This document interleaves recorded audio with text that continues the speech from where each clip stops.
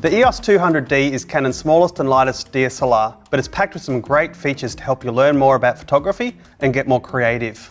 If you haven't seen it already, be sure to follow the link and check out the basic features to learn more about the EOS 200D. In this video, I'm going to show you some of the more advanced features and show you some hints and tips to help you get more out of your EOS 200D. So let's get started.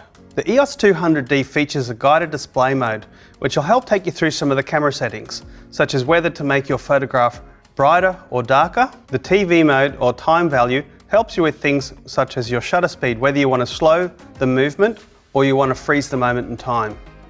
The AV mode or aperture value will actually change the aperture in your lens and calculate the amount of blur you want in your photograph. For example, in live view, if I'm at f5 and focus on the object that's closest to the camera, you'll see the front object is sharp and the background is trailing out of focus using my depth of field. If I change the aperture now to, say, f22 and focus at the same point, what you'll notice is that our bubble head is actually much sharper than you saw it in the first image. So a practical example of using AV mode might be photographing a portrait where you want to keep the subject nice and sharp and you want the background going out of focus to take away distraction. Moving the camera now into the manual mode, you'll see that I can actually manually override both the shutter and the aperture, either by using the top dial and holding the AV button and using the dial, or I can just simply press the Q button and move it with my fingers utilising the camera's touchscreen features. So the next feature I'd like to talk about is using the camera's autofocus point selection. You can either use all of your focusing points or choose a single focusing point. You can also use your LCD screen to simply touch the point you want in focus, or you can use this looking through the camera's viewfinder as well. Once you've chosen the focusing point that you'd like in your photograph, you can then choose your focusing method. There are 3 different methods of autofocus. The first one is one shot, which is very good for focusing on a certain point by pressing your shutter button halfway down, then recomposing the photograph. The next focusing method is servo, which is very good for tracking moving subjects. Say for example, if I'm holding down the shutter and an object is moving, the camera will constantly update its focus to track that subject. And the third is actually a hybrid of both of those settings. AI focus, the camera will actually determine whether the subject is stationary or moving and will determine the best method of focus in the situation. Also featured on the back of the LCD screen is the different shooting settings. For example, you can change the camera between a single shot, continuous shooting, silent shooting, multiple continuous silent shooting, 10-second self-timer, 2-second self-timer, and also a customizable self-timer. Sometimes you might notice some of your photographs don't quite look like they have the right color, but you can actually override this in the white balance settings. As an example, go to the menu options in the camera, press set, scroll across to option number 3 and down to white balance. You can change between auto, daylight, shade, cloudy, tungsten, fluorescent, flash, and customizable.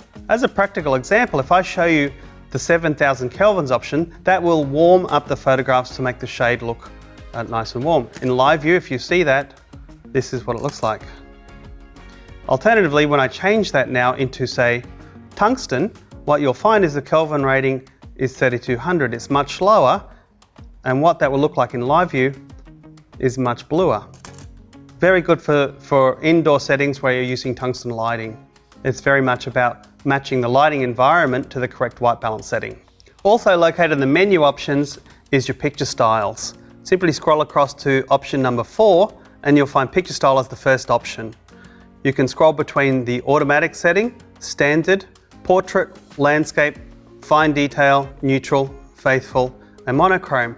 As a practical example, if I press set here and go into live view, what you'll see is the photograph has turned to a black and white. One of the best things about photographing with an LCD screen is using the live view feature. If you press the point in the screen where you want the focus to be set, the camera will focus at that point. Another benefit of shooting with the LCD screen on is zooming in and checking your focus. So if you wanted to focus on a different point within your photograph, use the magnifying tool to zoom in and scroll around and check that you've got the point and focus that you want. The camera also does a truly impressive video mode as well. By using the on-off switch, you can turn it to the left to activate your video mode. You'll notice that there is a red button here on the live view, and that's where you will start recording the video.